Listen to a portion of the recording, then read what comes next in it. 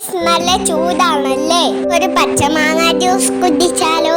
ഇത് നമുക്ക് വേണ്ട എന്തൊക്കെയാണെന്നോ? പച്ചമാങ്ങയും ഇഞ്ചിയും പച്ചമുളകും പഞ്ചസാരയും ഉപ്പും. മാങ്ങയുടെ തൊലിയൊക്കെ കളഞ്ഞ് സുന്ദരിയാക്കാം.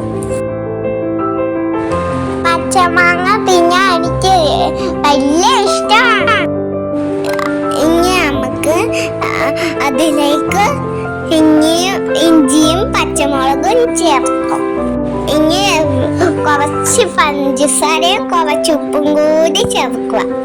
മിക്സിന്റെ ജാറിലിട്ട് അടിച്ചെടുക്കുക.